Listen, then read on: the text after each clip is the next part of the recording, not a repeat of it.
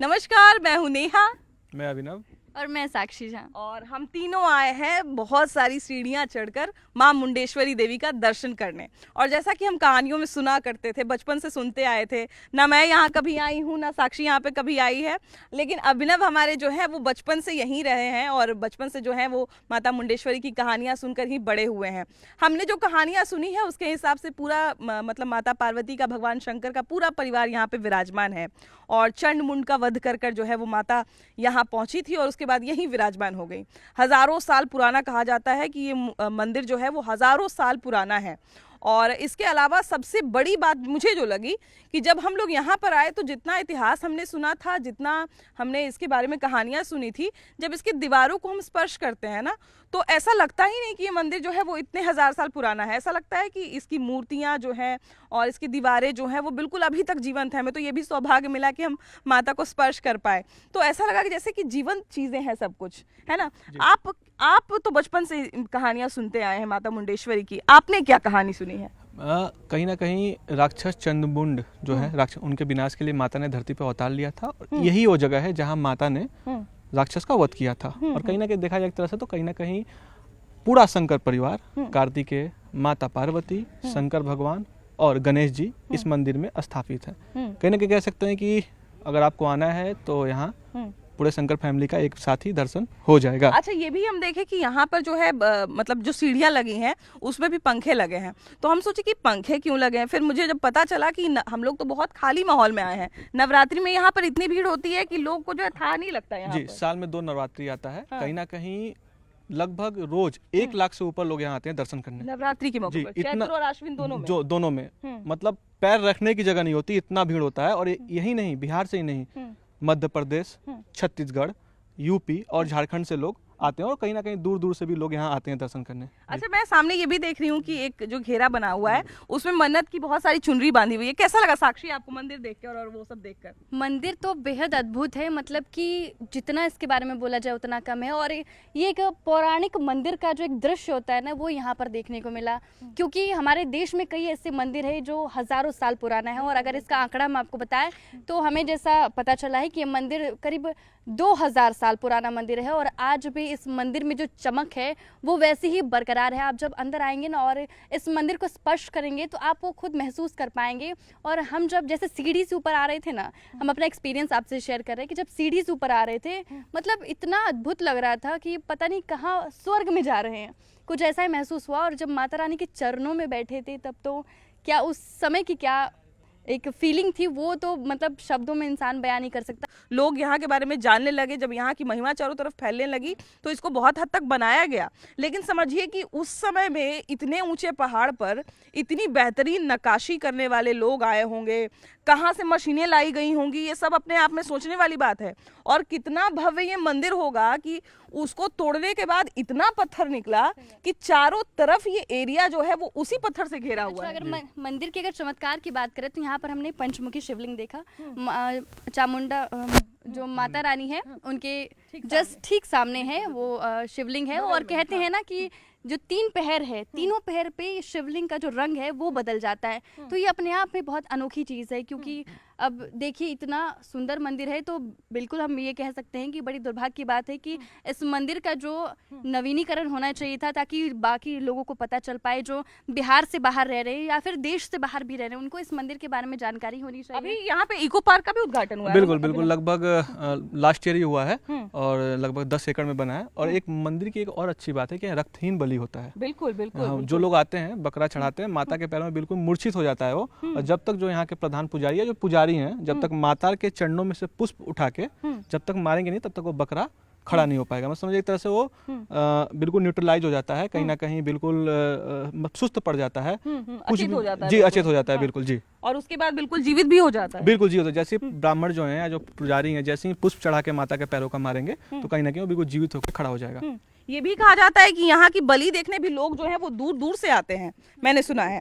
और समझिए कि यहाँ पर बलि की ऐसी प्रथा है, मुझे लगता है कि जहाँ जहाँ पर बलि की प्रथा है वहाँ पर मुझे लगता है कि ऐसी चीज़ें जो हैं वो अपने आप में बहुत खास हैं। क्योंकि समझिए कि माता के लिए हम किसी के प्राण क्यों लें, बहुत सारे लोग ये सोच रखते हैं कि माता के लिए हम किसी के प्राण क्यों लें। तो शायद उसी सिद्धांत का पालन करते हुए यहाँ पर ये परंपरा शुरू की गई होगी और माता ने भी शायद उस परंपरा को स्वीकार कर लिया और उसके बाद जो है वो माता ने वापस प्राण कर दिए। एक चीज़ और मैं आपको यहाँ पे दिखाऊंगी, अभी मुझे वहाँ पर दिखा था और आपको जो है वो बहुत जगह पे चीज़ें दिख जाएंगी। यहाँ पर लोग जो है मन्नत जब मांगते हैं तो बहुत सारे यहाँ पर जो चौड़े चौड़े पत्थर होते हैं तो एक के बाद एक पत्थर को जो है वो मतलब एक गुंबद की तरह बना कह सकते हैं या एक इमारत की तरह बनाते हैं और उसके बाद मनोकामना मांगते हैं। और मनोकामना मांगने के बाद जो है वो कहते हैं कि जो भी मनोकामना इसे पत्थर को एक तरह से सरिया के रखा जाता है और उसके बाद जो मनोकामना मांगी जाती है वो सब पूरी हो जाती है। और जैसा मैंने आपको कहा ना कि मंदिर को समझिए कि कितना बड़ा मंदिर रहा होगा, कितना भव्य मंदिर रहा होगा कि उसको तोड़कर इतने पत्थर निकले कि मंदिर का चारों तरफ का एरिया जो है वो पत्थर से भरा हुआ है। अब ये नक्काशी आप ज़रा ध्यान से देखिए, कितनी सुंदर नक्काशी है और मतलब एक एक पत्ते का इसमें दिया गया है, चित्र बनाया गया है। और समझिए कि उस समय जिस समय किसी तरह की कोई टेक्नोलॉजी नहीं रही होगी, जहाँ पर किसी तरह की कोई सुविधा नहीं रही होगी, उस जमाने में कैसे ये नक्काशी की गई होगी, कैसे ये मंदिर बना होगा। कहीं ना कहीं ये तो सोचने वाली बात है, ये तो हमने किसी ने देखा नहीं है। लेकिन पहाड़ पे पत्थर लाना और पत्थर भी कोई छोटे मोटे नहीं, आप देख सकते हैं तस्वीरों में साफ तौर पे। देखिए कितने, ये पूरा एक पत्थर है, एक पत्थर है, मतलब कितना मोटा है, मतलब बिना इंसान तो कोई हिला ही नहीं सकता इसे। ये छोटा भी जो पत्थर देख लीजिए, नक्काशी भी है। तो सोचने वाली बात है। और उस समय में मतलब कहीं ना कहीं देश के सबसे प्राचीनतम पुराने मंदिरों में माता मुंडेश्वरी का मंदिर आता है जी। और ये भी तो है ना साक्षी की यहाँ पर जितनी नक्काशी हम देख रहे हैं, अभी तो नए नए मंदिर कई सारे बन गए हैं, लेकिन मुझे लगता है कि जितने पुराने मंदिर हैं उनकी भव्यता जब हम देखते हैं तो मुझे लगता है कि आश्चर्य तो माता का रहस्य देख के तो आश्चर्य होता ही है, लेकिन उसके साथ साथ ये कलाकृति समझिए कि उस समय के कलाकार कितने महान होते होंगे। अरे बिल्कुल, इस तरह का मंदिर हम ज़्यादा साउथ साइड में देखते हैं और बहुत ज़्यादा उससे आकर्षित हो जाते हैं कि क्या स्ट्रक्चर है। लेकिन हमें पता ही नहीं है कि हमारे बिहार में इस तरह का मंदिर है जहाँ का स्ट्रक्चर देख के लोग यहाँ भी अचंभित हो सकते हैं। और यहाँ माता रानी साक्षात कहते हैं जागृत रूप में यहाँ पे विराजमान है साक्षात। और ये चीज़ मैं खुद महसूस कर सकती हूँ क्योंकि जब वहाँ पर हम गए तो लगा कि एकदम काली माता एकदम सामने मेरे खड़ी है और कुछ समझ में ही नहीं आ रहा था उस समय की क्या। आपने साक्षी एक बात कही कि ऐसा प्राचीन मंदिर जो है वो हम साउथ में सुनते हैं कि होता है।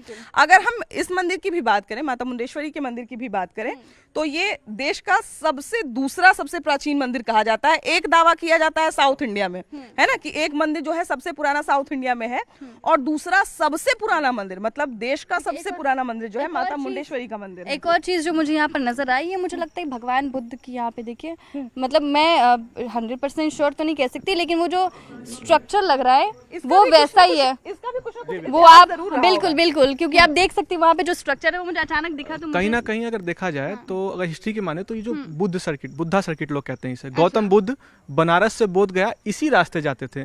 और मुंडेश्वरी में पत्थर नहीं है, मंदिर ऐसे नहीं है, मतलब मूर्तियां जो जितने आसपास के जो गांव हैं तो हो सकता है उन्होंने तोड़ा होगा जब इसे मतलब बहुत लार्ज मतलब बड़े पैमाने पे जब इसका तोड़ा होगा मंदिर, तो कहीं ना जो मूर्तियां हैं वो नीचे चली गई होंगी। तो देखिए कि बौद्ध धर्म की छवि भी इस मंदिर में आपको देखने को मिल सकता है।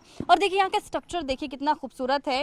ये अशोक स्तंभ जो है, मुझे लगता है ये अशोक स्तंभ बनाया गया है। देखिए कुछ साफ तो दिखाई नहीं दे रहा है, लेकिन जो भी हमें समझ में आ रहा है, देखिए आप खुद देख सकते हैं यक्ष का स्वरूप भी इसमें बना हुआ है। हाँ। यक्ष का जिस तरह से स्वरूप होता है, आमतौर पे कहा जाता है कि जो मंदिर होते हैं, अगर आजकल कोई अपना अच्छा धर्मशाला या घर भी बनवाता है तो दीवार के शुरुआत में या फिर घर के शुरुआत में जो है यक्ष और यक्षी को भी बनाते हैं घर के बाहर कहते रखते तो मुझे, और अक्सर ये चीजें जो है आपको मंदिर के बाहर देखने को मिलेंगी। यक्ष की मूर्तियां ज्यादातर मंदिर के ही बाहर मिलती हैं। तो मुझे लगता है कि यक्ष का भी स्वरूप उस समय बनाया गया होगा, है ना। और हर कलाकृति में कुछ ना कुछ कहानी होगी। ये हमारा दुर्भाग्य है कि ये पत्थर, और मुझे लगता है कि इसके इतिहास को बताने वाले लोग हमारे बीच में नहीं है, वरना शायद अगर इस एक एक पत्थर का इतिहास हम जान पाते हैं तो शायद हमारे पास एक एक पत्थर का एक अलग अलग कहानी होता है, उसकी मूर्ति मूर्ति के बनने की पीछे की बात हमें रहस्य हमें पता चलता तो मुझे एक तो चीज़ तो दुख भी होता है। और बहुत जगह पे हम लोग सुनते हैं कि हमारे पास धरोहर के रूप में बहुत सारे मंदिर हुआ करते थे, कलाकृति का एक से एक उदाहरण हुआ करता था, लेकिन बहुत सारे आक्रामता आए और हमारे मंदिरों को और बहुत सारी चीज़ों को तोड़कर चले गए। और मुझे लगता है कि माता मुंडेश्वरी के पास जब आप आएंगे और ये टूटे हुए पत्थर देखेंगे तो आपको उनका एक जीता जाता उदाहरण मिल एक जाता और है। चीज़ जो बहुत अच्छी लगी यहाँ की कि यहाँ पे कहते हैं ना कि माता रानी का दर्शन करने के लिए जो उनकी सवारी है बाघ, वो भी इस पहाड़ पे चढ़ के आती हैं और इस एरिया में भी घूमते हैं। इस एरिया को आप क्या बोल रहे थे? उस आसपास से गांव, जैसे पीछे रामगढ़ हाँ। गांव है, बगल में मातर गांव है। जैसे आपने कहा कि पैर के नीचे है माता के, बिल्कुल पैर के नीचे बिल्कुल मातर गांव है। मातर मतलब माँ और तर मतलब माँ के पैर के नीचे मातर गांव है। हाँ। और कहीं ना कहीं इस एरिया में शेर भी है, तेंदुआ भी है, मतलब जितने भी कैट फैमिली के मेंबर हो कहीं ना कहीं दिख जाते हैं, क्योंकि सोनभद्र से लगा हुआ एरिया है और बड़े पैमाने पे जब देखिएगा बिल्कुल दूर तक बिल्कुल जंगल ही जंगल है। अच्छा, लोगों को डर नहीं लगता है? क्योंकि माता रानी के मंदिर है तो उनकी सवारी तो आएगी ही, लेकिन जो आम लोग हैं यहाँ पर उनको तो डर लगता है। नहीं, बिल्कुल नहीं। आप कहते हैं ना कि आप किसी को जब तक कुछ नहीं कहिएगा तो वो भी किसी आपको कुछ नहीं कहेगा। और बहुत बार देखा गया, यहाँ भी देखा गया है और आसपास एरिया में बहुत सारे लोगों ने देखा, किसी को किसी तरीके का कोई नुकसान या हार्मफुल नहीं किया है कभी भी। अच्छा चलिए, आप तो बचपन से यहाँ रहे होंगे, आपको कैसा महसूस हुआ जब आप इस मंदिर में मतलब देखी और इसके अंदर आई? देखिए, माता के मंदिर में या अपने देश के किसी भी मंदिर में आप इस तरह के पौराणिक मंदिर में आप चले जाएं तो देखकर इतना गर्व महसूस होता है कि एक समय पर हमारे देश की कलाकृति या हमारे देश का जो धरोहर रहा होगा, हमारे देश का जो कल्चर रहा होगा, जो परंपरा रहे होंगे या जो मूर्तिकार रहे होंगे, वो समझिए कि कितने धनी रहे होंगे। और ये अपने आप में बहुत बड़ी बात है।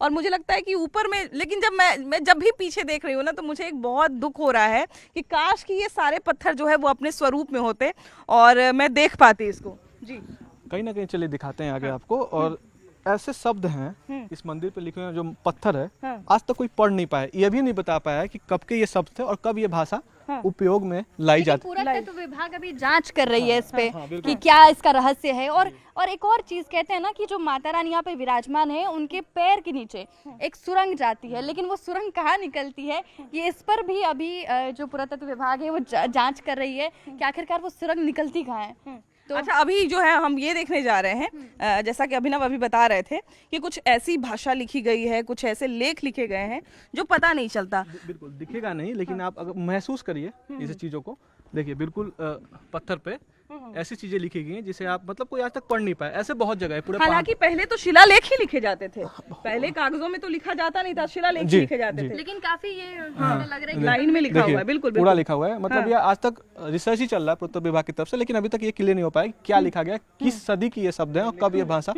उधर भी दिखाने की कोशिश करेंगे। यहाँ बिल्कुल देखिए साफ दिख रहा है, साफ दिख रहा है। बिल्कुल बिल्कुल बिल्कुल और यहाँ पर भी, इधर भी है, हाँ इधर भी है। देखिए। और ये बहुत सारी चीजें हैं। मुझे लगता है कि बहुत सारे लोग तो स्पर्श कर करके जो है वो थोड़ा चिकना हो गया होगा, वरना ये और पहले दिखता बिल्कुल होगा। बिल्कुल बिल्कुल। क्योंकि जो लोग भी यहाँ पे आते हैं इन चीज़ों को महसूस करना, तो उनको अच्छा लगता ही है कि ये चीज़ें हम महसूस कर कर देखें। और पहले जो है इस तरह के शिलालेख बहुत सारे मिलते थे। और हमारे देश की अगर बात करें, हमारे संपत्ति की, हमारे अगर परंपरा की बात करें, हमारे देश के रहस्यों की अगर बात करें, इस तरह की जितनी चीज़ें हैं, धरोहर है हमारे, उनकी अगर बात करें तो वैज्ञानिक और तमाम पुरातत्व विभाग के लोगों ने बहुत सारी चीज़ों का पता लगा लिया। लेकिन अंत में मैं इतना ही कहना चाहती हूँ कि शायद हमारे देश में अभी भी बहुत सा ऐसा रहस्य छुपा है जिसका पता अभी भी लोगों को नहीं। बिल्कुल बिल्कुल सही बात है। ऐसे बहुत सारे रहस्यमय मंदिर हैं जिनके बारे में शायद किसी को पता भी होगा, और ऐसी ऐसी जगह हैं कि शायद ही कोई जाए। और दुर्भाग्य की बात है जो वहाँ के जनप्रतिनिधि हैं वो भी इस चीज़ को खुलकर नहीं दिखाते हैं, बताते हैं। और लेकिन जब हम जाते हैं वैसी जगहों पर तो हमें लगता है कि इसका तो विकास होना बनता है, क्योंकि इससे पहले भी हम देखिए पूरा बिहार भ्रमण कर रहे हैं क्योंकि चुनाव है, और चुनाव को लेकर तो ये सौभाग्य में प्राप्त हो रहा है कि बिहार के हर मंदिर घूम पा रहे हो। और इसी कड़ी में पहली बार हम यहाँ पर आए और देखिए इतने भव्य मंदिर के साथ मतलब मौका मिला कि माता रानी का दर्शन कर पाए। और ये हमारा सौभाग्य है कि चुनाव के बहाने हम लोगों से तो बात कर ही रहे हैं, लेकिन उसके साथ साथ अपने मंदिर भी घूम रहे हैं, बिहार के तमाम चीजों से भी अवगत हो रहे हैं। मुझे लगता है लोगों को लग रहा होगा कि हम लोग चुनाव कैंपेन कर रहे हैं या फिर मंदिरों का भ्रमण कर रहे हैं, शायद लोगों को ऐसा ही लग रहा होगा। लेकिन ये हमारा सौभाग्य ही कह ले कि यहाँ पर आने का मौका मिला है। चलिए, आप भी जब भी कैमूर आइए तो माता मुंडेश्वरी का दर्शन करने जरूर आइए। बाकी हमें भी बताइए कि हमें और कौन कौन सी जगहों पर जाना चाहिए। आगे हम औरंगाबाद जाने वाले हैं, रोहतास जाने वाले हैं, हैं, जहानाबाद जाने वाले हैं, शेखपुरा जाने वाले हैं। ये 4 ज़िले जो है वो आगामी यात्रा में हमारे शामिल हैं। तो उनमें से कौन सी जगहों पर हम लोगों को जाना चाहिए, आप ज़रूर बताइएगा। कैमरा पर्सन मनीष जुनेजा के साथ मैं नेहा निहारिका। मैं साक्षी झा। मैं Abhinav. Bye bye. Bye bye.